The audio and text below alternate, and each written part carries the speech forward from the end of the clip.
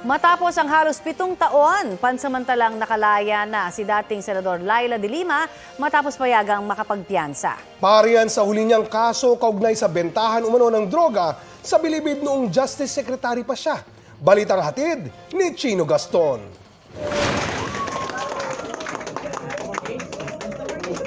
Palakpakan ang narinig ng payagan na ng korte na makapagpiyansa si dating Senadora Laila de Lima. Thank you. Habang siya ay napaiyak at napataas ng kamay. Pinayagan ding makapagpiyansa mga kapwa niya akusado ang dati niyang driver na si Ronnie Dayan at sina Jonel Sanchez, Jose Adrian Dera at dating Bucor Chief Franklin Bucayo. I will have to destroy her in public. Dilima, you are finished. Agosto 2016, inakusahan ni Nooy Pangulong Rodrigo Duterte ang kanyang kritiko si Nooy Senadora Laila de Lima ng pagtanggap umano ng campaign funds mula sa droga. February 2017, inilabas ang warrant of arrest kaugnay ng umano'y paglabag sa Comprehensive Dangerous Drugs Act. Dito ko po sa Senado, hintayin ang arresting team. Sinampahan si de Lima ng mga kasong may kaugnayan sa illegal drug trading, pero kalaunan ay ginawa itong conspiracy to trade illegal drugs. Ang unang kaso nakaangkla sa umano'y pagbibigay ng inmate na si Peter Ko ng 3 milyong piso at mga sasakyan. Ang pera, kita raw mula sa transaksyon ng illegal na droga sa bilibid na umano'y gagamitin para sa kampanya ni de Lima sa pagkasenador. Pero noong February 2021, pinawalang sala si de Lima ng Muntinlupa City Regional Trial Court Branch 205 dahil daw sa kakulangan ng ebidensya. Ang ikalawang kaso, may kinalaman sa umano'y pagtanggap ni de Lima ng nasa 10 milyong pisong kita mula sa illegal drug trade sa bilibid para magsilbing campaign fund. Ang driver at umano'y karelasyon ni de Lima na si Ronnie Dayan ang namamagitan di umano sa nasabing transaksyon. Nagsilbing state witness sa kaso ang dating kapwa-akusado na si former Bureau of Corrections OIC Rafael Ragos na itinuturong nagdala ng pera sa bahay ni de Lima. Pero April 2022, nag-recant si Ragos at binawi ang kanyang testimonya.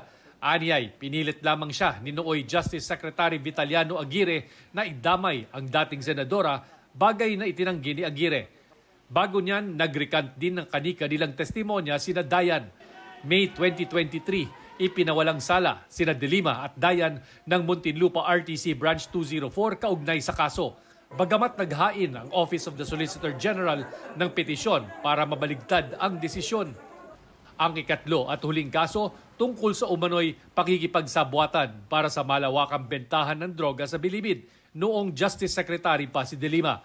Tumanggap umano siya ng aabot sa 70 milyong piso para sa kanyang kampanya sa tulong ng ilang inmate at opisyal ng Bucor mula 2013 hanggang 2015.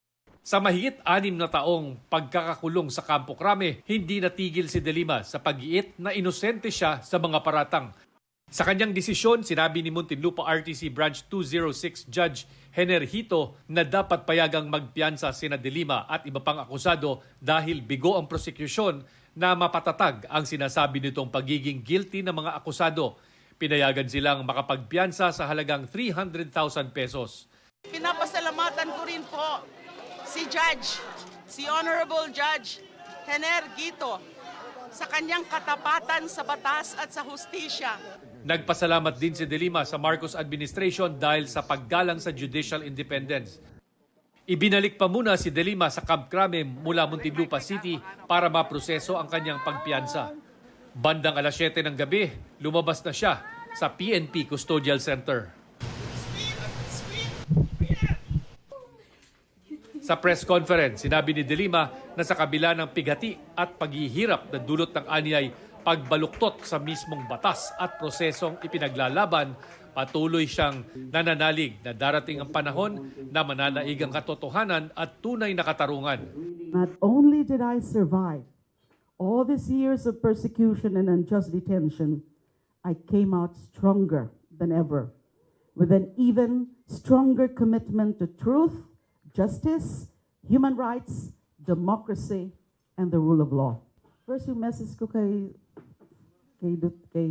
former President Duterte, isa lang sasabihin, God forgive him and God bless him. It just shows the independence of the judiciary, what I've always been saying in the very beginning. We respected and respect the findings of the previous prosecutors who were tasked to do this job.